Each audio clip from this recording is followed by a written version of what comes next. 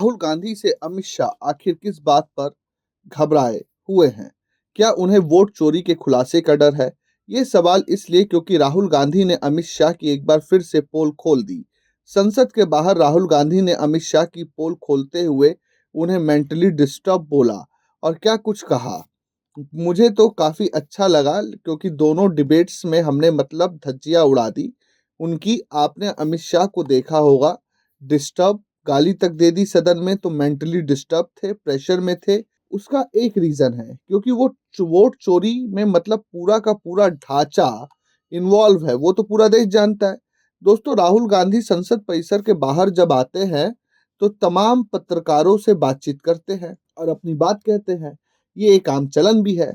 जैसे ही संसद के मकर द्वार से नेता निकलते हैं तो जो बाहर पत्रकार खड़े रहते हैं उनसे वो बातचीत करते हैं, अपनी बात कहते हैं, सुनते हैं। तो दरअसल दोस्तों, ये जो मामला है वो बीते कई दिनों से चल रहा है।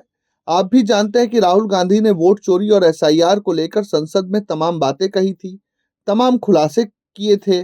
उसके अगले दिन अमित शाह ने राहुल गांधी के इन तमाम सवालों का जवाब दिया था। वह भी ठीक ठाक नहीं, गोलमोल बात कर रहे थे, घुमाने की कोशिश कर रहे थे, जिसके बाद राहुल गांधी अपनी सीट से खड़े होते और अमित शाह को सीधे उनके प्रेस कॉन्फ्रेंस पे चर्चा करने का चैलेंज कर देते हैं। अमित शाह इसके बाद कुछ देर बाद अपनी जो बात है वो कहते हैं और आगे कंटिन्यू कर रहे होते हैं, तभी वो अपशब्द का इस्तेमाल कर देते हैं। यानी कि संसद में अमित शाह एक ऐसा शब्द बोल देते हैं जो कि संसद में नहीं बोला जाना चाहिए, असंसदीय भाषा है। लेकिन स्पीकर महोदय तो नहीं टोकते हैं कि यह संसदीय भाषा, रिकॉर्ड से निकाल दिया जाएगा। लेकिन बात रिकॉर्ड में और पब्लिक प्लेटफॉर्म में सार्वजनिक हो चुकी होती है। उसको लोग सड़क छाप भाषा का भी, जो शब्द अमित शाह ने प्रयोग किया उसे सड़क छाप भाषा भी बोलते हैं। इसके बाद राहुल गांधी ने उसी शाम को भी मीडिया कर्मियों से बातचीत में कहा था कि अमित शाह पर प्रेशर है क्योंकि वह वोट चोरी का खुलासा कर रहे हैं, एसआईआर पर सरकार को घेर रहे हैं।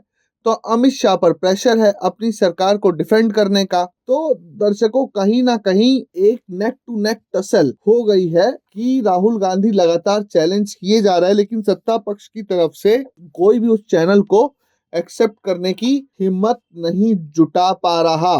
तभी शायद अमित शाह से वो शब्द निकल गया जो उन्हें संसद में नहीं प्रयोग करना चाहिए था। Bureau report, प्रजाहित।